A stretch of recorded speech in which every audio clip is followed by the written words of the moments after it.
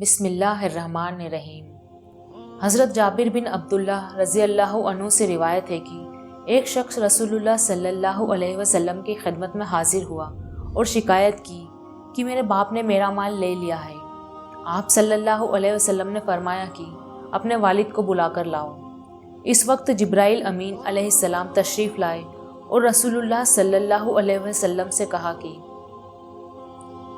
جب اس کا باپ آ جائے تو اس سے پوچھیے کہ وہ کلمات کیا ہیں جو اس نے دل میں کہے ہیں، خود اس کے کانوں نے بھی اسے نہیں سنا۔ جب یہ شخص اپنے والد کو لے کر پہنچا تو آپ صلی اللہ علیہ وسلم نے اس کے والد سے کہا کہ کیا بات ہے، آپ کا بیٹا آپ کی شکایت کرتا ہے، کیا آپ چاہتے ہیں کہ اس کا مال چھین لے؟ والد نے عرض کیا کہ آپ اسی سے یہ سوال فرمائیں کہ میں اس کی پھوپھی، خالہ یا اپنے نفس کے سوا کہاں خرچ کرتا ہوں۔ آپ صلی اللہ علیہ وسلم نے فرمایا کہ بس حقیقت معلوم ہو گئی، اب کچھ اور کہنے سننے کی ضرورت نہیں۔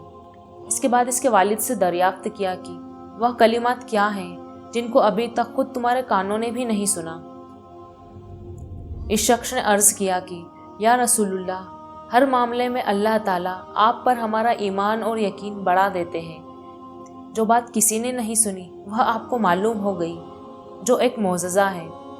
پھر اس نے عرض کیا کہ یہ ایک حقیقت ہے کہ میں نے چند الفاظ اپنے دل میں کہے تھے جس کو میرے کانوں نے بھی نہیں سنا۔ آپ صلی اللہ علیہ وسلم نے فرمایا کہ وہ ہمیں سناؤ۔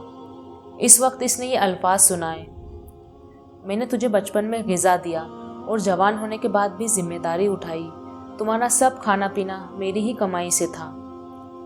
جب کس رات میں تمہیں کوئی بیماری پیش آئی تو میں نے ساری رات تمہاری بیماری کی وجہ سے جاگتے ہوئے بے قراری میں گزار دی، جیسے کہ تمہاری بیماری مجھے ہی لگی ہے، تمہیں نہیں، جس کی وجہ سے میں پوری رات روتا رہا۔ میرا دل تمہاری ہلاکت سے ڈرتا رہا، حالانکہ میں جانتا تھا کہ موت کا ایک دن مقرر ہے جو کہ آگے پیچھے نہیں ہو سکتی۔ پھر جب تم اس عمر اور اس حد تک پہنچ گئے جس کی میں تمنا کیا کرتا تھا تو تم نے میرا بدلہ سختی اور سخت کلامی بنا دیا، جیسے کہ تم ہی مجھ پر احسان کر رہے ہو۔ کاش اگر تم سے میرے باپ ہونے کا حق ادا نہیں ہو سکتا تو کم سے کم ایسا ہی کر لیتے جیسا کہ ایک شریف پڑوسی کیا کرتا ہے، تو کم سے کم تم مجھے پڑوسی ہونے کا حق تو دیا ہوتا اور خود میرے ہی مال میں، میرے حق میں بخل سے کام نہ لیا ہوتا۔ رسول اللہ صلی اللہ علیہ وسلم نے یہ الفاظ سننے کے بعد بیٹے کا گریبان پکڑ لیا اور فرمایا جا، تو بھی اور تیرا مال بھی سب تیرے باپ کا ہے۔